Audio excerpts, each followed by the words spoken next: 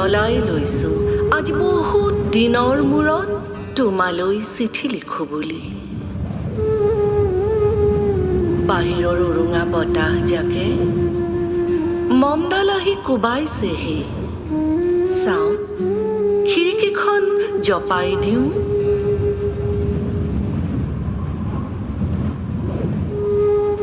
7 বছৰৰ আগৰ কথাবোৰ তোমাৰ বাৰু মনত আছেনে? আমি যে নতুন জীৱনটোৰ পাতনি মেলিছিলো। মোৰ গাত সেই অচিনাকি নিচা বাৰুকৈ লাগিছিল। সিদিনা আছিল কাতিৰ কুঁৱলীখনা এটা কোমল পুৱা। পদূলিত তলসৰা শেৱালিবোৰ উপচি আছিল। আৰু সন্ধিয়া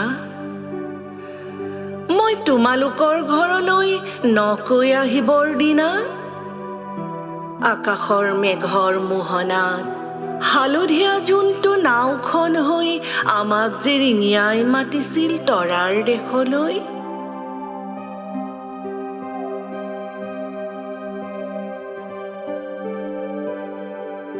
মই লোৱা কঁকালৰ ৰঙা ৰিহাখনলৈ তুমি বাৰু তেনেদৰে কিয় একেথৰে চাইছিলা? মোৰ কেনে লাগিছিল জানা? তুমি যেন কোনোবা দূৰ বিদেশৰ স্বপ্নাতুৰ আলোকৰ মানুহ, আৰু মই যেন তলসৰা এপাহ শেৱালি। সেইদিনা মোৰ মন সাগৰত এৰি অহা আৰু আহি পোৱা অলেখ ঢৌৰ কঁপনি জাগিছিল। তোমাৰ জানো এইবোৰ কথা মনত নাই?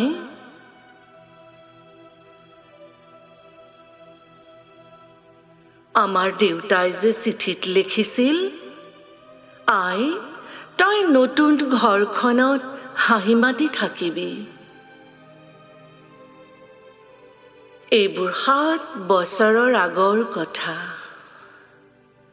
মোৰ যে সকলোবোৰ পুৰাণৰ সাধু যেন লাগে। জেঠমহীয়া দেউতাৰ বছৰেকীয়া হৈ গ'ল। তোমাৰ বাবুল এতিয়া বৰটো হৈছে। তাৰ ওপৰ পাৰি এধান মানে ডালিম গুটি যেন দাঁত অকণি গজিছে। সি মোক একেবাৰে এৰিকে নিদিয়ে। কেতিয়াবা মোৰ যে ইমান খং উঠে, তুমি নাই নহয় সেইকাৰণে।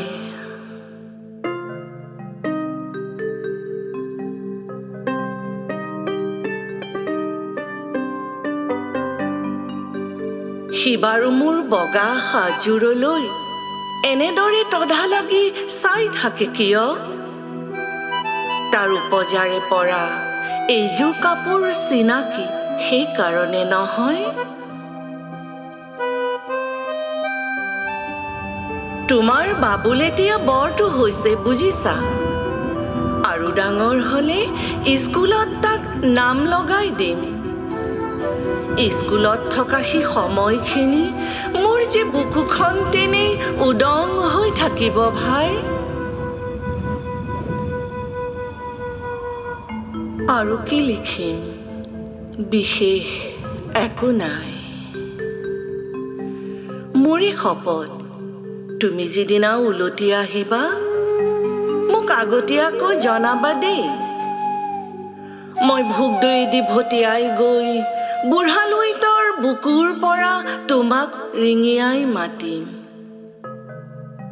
তুমি যিদিনা উলটি আহিবা মোক আগতীয়াকৈ জনাবলৈ নাপাহৰিবা দেই। মৰম ল'বা, ইতি তোমাৰ মমতা।